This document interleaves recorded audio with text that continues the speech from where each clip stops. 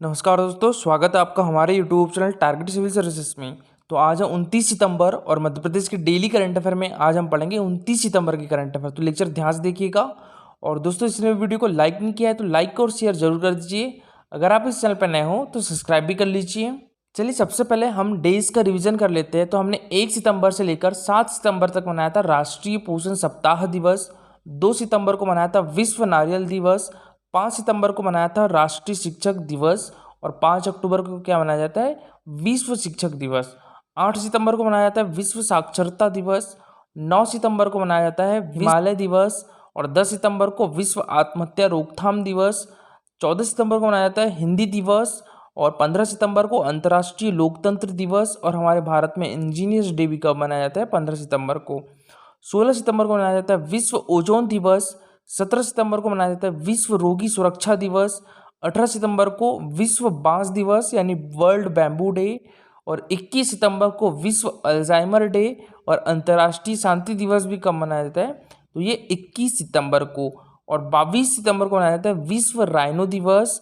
27 सितंबर को मनाया जाता है विश्व पर्यटन दिवस। और 28 सितंबर को क्या मनाया जाता है? विश्व रेबीज डे। और देखिए दोस्तों, आज है 29 सितंबर और 29 सितंबर को मनाया जाता है विश्व हृदय दिवस। तो देखिए, दिल के रोगियों की बढ़ती संख्या को देखते हुए WHO यानी वर्ल्ड हेल्थ ऑर्गेनाइजेशन ने दुनिया भर में विश्व हृदय दिवस साल 2000 से मनाने की घोषणा की थी। और पहले यह दिवस सितंबर माह के आखिरी रविवार को मनाया जाता था, लेकिन साल 2014 से वर्ल्ड हार्ट डे 29 सितंबर को मनाया जाने लगा। और दोस्तों, 2020 की इसकी थीम क्या थी विश्व हृदय दिवस की? Use heart to beat cardiovascular disease. ठीक है, 2020 की थीम क्या थी? Use heart to beat cardiovascular disease. और इस वर्ष यानी 2021 की थीम क्या है विश्व हृदय दिवस की? Use heart to connect. तो यहाँ बात करें हम WHO यानी वर्ल्ड हेल्थ ऑर्गेनाइजेशन की, तो इसकी स्थापना कब हुई थी? 7 अप्रैल 1948 में हुई थी। ठीक है, इसका मुख्यालय कहाँ पर है? जेनेवा स्विट्जरलैंड में है। और इसके अभी हेड कौन है? टेड्रोस एडनोम है। और देखिए, यहाँ बात करें हम द वर्ल्ड हार्ट फेडरेशन यानी WHF की, तो इसकी स्थापना कब हुई थी? 1972 में हुई थी। और इसका मुख्यालय भी कहाँ पर है? ये जेनेवा स्विट्जरलैंड में है। देखिए दोस्तों, ये है हमारा Telegram channel Target Civil Services. तो इस पर डेली 20 क्वेश्चन का क्विज होता है, जिसमें 10 क्वेश्चन जो रहते हैं वो मध्य प्रदेश जीके से रहते हैं, जो कि प्रीवियस ईयर एग्जाम में पूछे भी जा चुके हैं और एग्जाम पर्सपेक्टिव से भी इंपॉर्टेंट होते हैं। 5 question Madhya Pradesh daily current affair से होते हैं और 5 क्वेश्चन नेशनल करंट अफेयर से होते हैं। इस टाइप से दोस्तों इसका रिजल्ट निकलता है। और देखिए, हमारे यूट्यूब चैनल पर डेली नेशनल करंट अफेयर भी होता है, तो आप भी इस वीडियो को देख सकते हो। और दोस्तों, कल जो हमारा क्विज हुआ था 65वां, तो इसमें जो फर्स्ट रैंक आई है वो संदीप की आई है, सेकेंड रैंक रिया की आई है और जो थर्ड रैंक है वो आदर्श की आई है। तो दोस्तों, आप भी इस क्विज में पार्टिसिपेट कर सकते हो। टेलीग्राम चैनल के लिंक आपको हमारे वीडियो के डिस्क्रिप्शन बॉक्स में मिल जाएगी। चलिए दोस्तों, सबसे पहले हमने जो कल करंट अफेयर पढ़ा था उसका रिवीजन कर लेते हैं, उसके बाद स्टार्ट करेंगे हम आज की करंट अफेयर। तो मध्य प्रदेश पहला डोज लगाने के मामले में देश में कौन से स्थान पर है? तो ये प्रथम स्थान पर है। तो इसका आंसर क्या हो गया था? Option number A. देखिए दोस्तों, अभी तक हमारे मध्य प्रदेश में 6 करोड़ 20 लाख लोगों को वैक्सीन का प्रथम डोज लगाया जा चुका है। प्रतिशत के हिसाब से देखिए तो लगभग 86% लोगों को वैक्सीन का प्रथम डोज लग चुका है। नेक्स्ट क्वेश्चन है हमारा, प्रकाश तरन पुरस्कार में 49वीं मध्य प्रदेश राज्य स्विमिंग चैंपियनशिप किस जिले ने जीती है? तो ये इंदौर डिस्ट्रिक्ट ने जीती है। तो इसका आंसर क्या हो गया था? Option number A. और उप विजेता कौन रही है? भोपाल रही है। ठीक है, नेक्स्ट क्वेश्चन था हमारा, किस जिले की विधि जैन का नाम हरियाणा की संस्था इंडिया बुक ऑफ रिकॉर्ड में दर्ज हुआ है? तो ये हमारे मध्य प्रदेश की राजधानी भोपाल की है। तो इसका आंसर क्या हो गया था? Option number B. Next question था हमारा, हाल ही में भोपाल की किस एडवर्टाइजिंग एजेंसी ने इंटरनेशनल समिट क्रिएटिव अवार्ड 2021 जीता है? तो ये दीपक एडवर्टाइजिंग एजेंसी ने। तो इसका आंसर क्या हो गया था? Option number C. चलिए दोस्तों, अब स्टार्ट करते हैं हम आज की करंट अफेयर। तो आज की करंट अफेयर में पहला क्वेश्चन है हमारा, हमारे मध्य प्रदेश के धार डिस्ट्रिक्ट के पीतमपुर में डाबर इंडिया लिमिटेड कितने रुपए का निवेश करेगा? तो ये करेगा 370 करोड़ रुपए का। तो इसका आंसर क्या हो जाएगा? Option number B, 370 crore. और दोस्तों, यहाँ पर याद रखिएगा पीतमपुर किस डिस्ट्रिक्ट में आता है? तो ये धार डिस्ट्रिक्ट में आता है। और दोस्तों, बात करें हम यहाँ पर डाबर इंडिया लिमिटेड की, तो इसकी स्थापना कब हुई थी? 1884 में हुई थी। और इसके फाउंडर कौन है? SK बर्मन है। और इसका जो हेडक्वार्टर है वो कहाँ पर है? गाजियाबाद उत्तर प्रदेश में है। और अभी इसके चेयरमैन कौन है दोस्तों? अमित बर्मन है। और इसके सीईओ कौन है? मोहित मल्होत्रा है। ये डाबर इंडिया के जो चीफ एग्जीक्यूटिव ऑफिसर है यानी सीईओ कौन है? मोहित मल्होत्रा। तो इन्होंने कहा है कि देवारण्य योजना आयुर्वेदिक और पर्सनल केयर प्रोडक्ट बनाने वाली इकाइयों के लिए उपयोगी है। देखिए, सबसे पहले मैं आपको बता दूं देवारण्य योजना के बारे में। तो ये हमारे मध्य प्रदेश में आयुष को बढ़ावा देने और उसे रोजगार से जोड़ने के लिए हमारी मध्य प्रदेश गवर्नमेंट ने देवारण्य योजना बनाई है। और इसे दोस्तों कब लॉन्च किया गया था? तो ये 26 जुलाई 2021 को लॉन्च किया गया था देवारण्य योजना को। और देखिए दोस्तों, देवारण्य योजना के माध्यम से हमारे मध्य प्रदेश में आयुष दवाओं के उत्पादन के लिए एक संपूर्ण मूल्य श्रृंखला विकसित की जाएगी। और धार के पीतमपुर में 19.62 हेक्टेयर में 570 करोड़ के निवेश की योजना है, जिससे लगभग 1200 से अधिक व्यक्तियों के लिए रोजगार उपलब्ध हो सकेगा। और स्थापित होने वाली इकाई में खाद्य सामग्री, च्यवनप्राश सहित अन्य आयुर्वेदिक उत्पाद, पर्सनल केयर संबंधित प्रोडक्ट बनाए जाएंगे। और डाबर इंडिया विश्व की सबसे बड़ी आयुर्वेदिक एवं प्राकृतिक स्वास्थ्य देखभाल वाली 136 वर्ष पुरानी कंपनी है। और इसका जो टर्नओवर है वो लगभग 8,700 करोड़ रुपए है। मुख्यमंत्री शिवराज सिंह चौहान से वैंकमेट इंडिया लिमिटेड के जो डायरेक्टर है श्री मयंक अग्रवाल और राहुल अग्रवाल ने भी भेंट की है। और उन्होंने बीओपीटी और बीओपीपी फिल्म निर्माण की 900 करोड़ रुपए निवेश की योजना पर चर्चा की है। और इससे लगभग 800 व्यक्तियों के लिए रोजगार उपलब्ध होगा। और इसी क्रम में महाकौशल डिस्टिलरी प्राइवेट लिमिटेड के श्री प्रदीप अग्रवाल और विकास मित्तल ने इथेनॉल उत्पादन संबंधी प्रस्ताव रखे। क्वेश्चन हमारा, लोक स्वास्थ्य यांत्रिकी राज्य मंत्री श्री ब्रजेंद्र सिंह यादव ने हाल ही में जल जीवन मिशन पर आधारित गीत की सीडी का विमोचन किया है। तो दोस्तों, इसके रचनाकार कौन है? तो यह श्री देवेंद्र उपासनी। तो इसका आंसर क्या हो जाएगा? Option number C. और ये हमारे मध्य प्रदेश के छिंदवाड़ा डिस्ट्रिक्ट से है, श्री देवेंद्र उपासनी। और दोस्तों, बात करें हम जल जीवन मिशन की, तो जल जीवन मिशन की घोषणा प्रधानमंत्री नरेंद्र मोदी ने 15 अगस्त 2019 को की थी। और यह मिशन भारत के सभी दूर सुदूर गांवों के हर घर तक शुद्ध पेयजल पहुंचाने का लक्ष्य 2024 तक पूरा करेगा। और इसका लक्ष्य दोस्तों हमारे मध्य प्रदेश में कब तक रखा गया है? 2023 तक रखा गया है।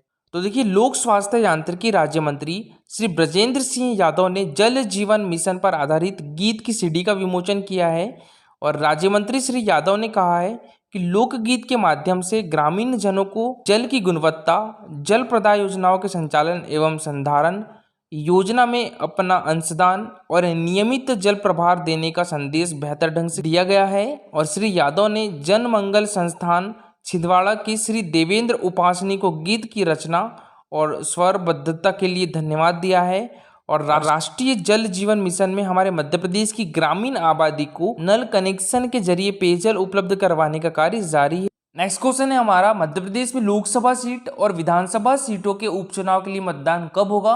तो ये होगा 30 अक्टूबर को। तो इसका आंसर क्या हो जाएगा? Option number C. ठीक है, 30 अक्टूबर को और 2 नवंबर को जो है वो रिजल्ट घोषित कर दिए जाए। प्रदेश उपचुनाव की तारीखों का ऐलान कर दिया गया है। और चुनाव आयोग ने खंडवा लोकसभा सीट और पृथ्वीपुर विधानसभा सीट, ये किस डिस्ट्रिक्ट में आती है? तो निवाड़ी डिस्ट्रिक्ट में आती है। जोबाड़ विधानसभा सीट किस जिले में आती है? तो ये हमारे मध्य प्रदेश के अलीराजपुर डिस्ट्रिक्ट में आती है। और रैगांव विधानसभा सीट ये हमारे मध्य प्रदेश के सतना डिस्ट्रिक्ट में आती है। तो इसके लिए 30 अक्टूबर को मतदान होगा और 2 नवंबर को परिणाम की घोषणा की जाएगी। और दोस्तों, हमारे देश के जो मुख्य चुनाव आयुक्त है वो कौन है? सुशील चंद्रा है। तो इनका नाम याद रखिएगा। हमारे देश के जो मुख्य चुनाव आयुक्त है वो सुशील चंद्रा है। और देखिए, अगर बात करें हमारे मध्य प्रदेश राज्य निर्वाचन आयोग की, तो इसका गठन कब किया गया था? 1 फरवरी 1994 में किया गया था। और इसका मुख्यालय कहाँ पर है? भोपाल में है। हमारे मध्य प्रदेश के अभी वर्तमान में मुख्य चुनाव आयुक्त कौन है? श्री बसंत प्रताप सिंह हैं। और हमारे मध्य प्रदेश के प्रथम मुख्य चुनाव आयुक्त कौन थे? श्री NB लोहानी थे। और इनकी नियुक्ति किसके द्वारा की जाती है? तो ये राज्यपाल के द्वारा की जाती है। और इनका जो कार्यकाल होता है वो 5 वर्ष या 65 वर्ष, जो भी पहले हो जाए। और देखिए, राज्य निर्वाचन आयोग का गठन करने वाला हमारा मध्य प्रदेश पहला राज्य है। और 74वें संविधान संशोधन अधिनियम 1992 के तहत किया गया था इसका गठन। और महिलाओं को नगरीय निकाय एवं पंचायतों में 50% आरक्षण देने वाला भी पहला राज्य कौन सा है? तो ये भी हमारा प्यारा मध्य प्रदेश है। क्वेश्चन है हमारा, हाल ही में मध्य प्रदेश के इंदौर में जन्मी लता मंगेशकर का 28 सितंबर को कौन सा जन्मदिन मनाया गया? तो ये मनाया गया है 92वां। तो इसका आंसर क्या हो जाएगा? Option number A. ठीक है, 92वां तो देखिए लता मंगेशकर जी की बात करें तो ये हमारे मध्य प्रदेश के इंदौर डिस्ट्रिक्ट की है। तो इनका जन्म कब हुआ था? 28 सितंबर 1929 को हुआ था। और देखिए इनका एक उपनाम भी है, क्वीन ऑफ मेलोडी भी कहा जाता है इनको। दोस्तों इनको अवार्ड की बात करें तो देखिए इनको पद्म भूषण कब मिला था? 1969 को मिला था पद्म भूषण। और दादा साहेब फाल्के पुरस्कार से कब नवाजा गया था? 1990 को। और पद्म विभूषण कब दिया गया था? 1999 को दिया गया था। इनको भारत रत्न से सम्मानित कब किया गया था? 2001 में किया गया था। ठीक है, मोस्ट इंपॉर्टेंट है, याद रखिएगा। लता मंगेशकर को भारत रत्न से कब सम्मानित किया गया था? 2001 में। देखिए ये राज्यसभा की सदस्य भी रह चुके हैं, कब से कब तक? तो 1999 से लेकर 2005 तक ये राज्यसभा की सदस्य भी रह चुकी है। और देखिए दोस्तों लता मंगेशकर के नाम से हमारे मध्य प्रदेश शासन द्वारा हर साल दिया जाने वाला एक पुरस्कार है, जो 5 गायक गायिका के अलावा संगीतकारों को दिया जाता है। और इसकी शुरुआत कब से की गई थी? 1984 से की गई थी। और देखिए इसमें पुरस्कार राशि कितनी दी जाती है? 2 लाख रुपए दी जाती है। ठीक है, 2017 का लता मंगेशकर पुरस्कार है वो सुमन कल्याणपुर को दिया गया था। और जो 2018 का लता मंगेशकर पुरस्कार है वो कुलदीप सिंह को दिया गया था। तो दोनों का नाम याद रखिएगा। लोक संस्कृति मंच, संस्कृति मंत्रालय, इसकी मंत्री कौन है? उषा ठाकुर है। उषा ठाकुर के पास संस्कृति विभाग, पर्यटन विभाग एवं अध्यात्म विभाग है। और नगर निगम के साझे आयोजन में मनाया गया और आयोजित इस कार्यक्रम में सांसद शंकर लालवानी और उस्ताद अलाउद्दीन खां संगीत अकादमी के जो निदेशक है जयंत भिसे विशेष रूप से उपस्थित थे।